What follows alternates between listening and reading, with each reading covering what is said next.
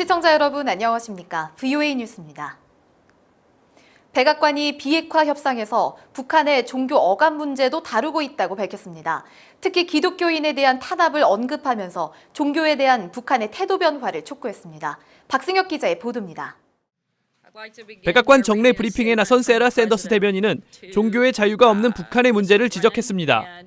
샌더스 대변인은 북한의 종교 억압과 관련한 질문을 받은 뒤 북한에서는 기독교인의 억압이 빈번하게 이루어지고 있다면서 북한은 종교 자유에 대한 태도를 고쳐야 한다고 말했습니다.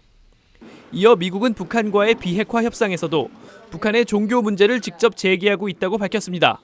Again, we've been working with North Korea on a number of fronts. That's something we'd certainly like to see them change their behavior. I know it's been discussed, and again, certainly something we'd like to see their behavior change. 종교 자유 문제에 대한 미국의 입장은 마이크 펜스 부통령을 통해서도 분명히 강조됐었습니다.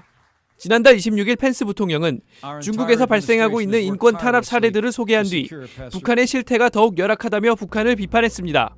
North Korea's persecution of Christians has no rival on the earth. It is unforgiving, systematic, unyielding, and often fatal. 미국 정부는 지난 2001년 이후 매년 북한을 종교 자유 특별 우려국으로 지정해 왔습니다. 폼페이오 국무장관의 4차 방북이 거론되는 가운데 백악관이 북한 인권 문제와 직결되는 종교 탄압 문제를 지적하면서 미북 대화에 어떤 변수가 될지 주목되고 있습니다.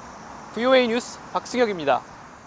미국 재무부가 북한의 유엔 안보리 제재 위반을 도운 중국과 러시아 등 법인 3곳을 제재 대상에 추가했습니다.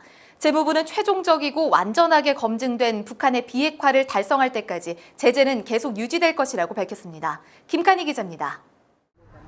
미국 재무부가 새로 제재 대상에 올린 중국과 러시아 기업들입니다.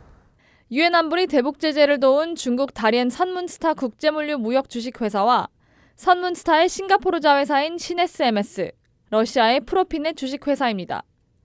프로피넷 사장인 바실리 콜차노프도 제재 대상에 올렸습니다. 재무부는 이 회사들이 선적 문서를 위조해 주류와 담배류 수출 등 북한의 불법 거래와 연관됐다고 밝혔습니다. 제재 대상들은 미국 내 자산이 동결되며 미국인들과의 거래도 금지됩니다. 스티브 무누신 재무부 장관은 성명을 통해 대북 제재를 계속 이행할 것이며 북한의 최종적이고 완전한 비핵화가 달성될 때까지 제재는 유지될 것이라고 강조했습니다. 앞서 니키 헤일리 유엔 주재 미국 대사도 대북 정제유 한정 문제 등을 거론하며 중국과 러시아를 정면으로 압박했습니다.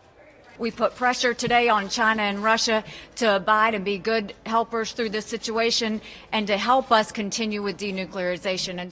전문가들은 재무부의 이번 독자 제재가 북한에 대한 제재 완화 움직임 속에 나왔다며 비핵화를 위한 대북 제재는 여전히 유효하다는 것을 보여줬다고 분석했습니다. The U.S. side is wanting to calm people down, say, look, we haven't got the agreement done yet. They're not negotiating yet. 전문가들은 북한이 완전한 비핵화를 위한 조치들을 보이지 않는 이상 미국의 추가 제재는 지속될 것이고 각국의 제재 이행도 계속 강조할 것이라고 말했습니다. VOA 뉴스 김칸희입니다.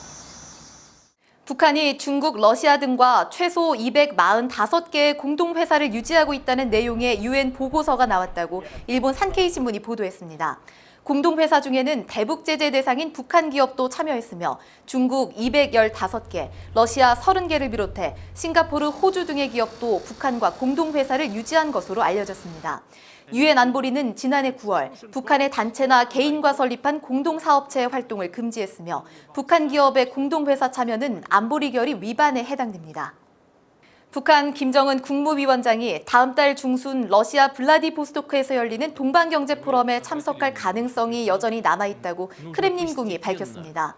러시아의 드미트리 페스코프 크렘린궁 대변인은 김 위원장의 참석 가능성이 열려있지만 아직 북한 측의 확인을 받지는 못했다고 말했다고 현지 언론이 전했습니다.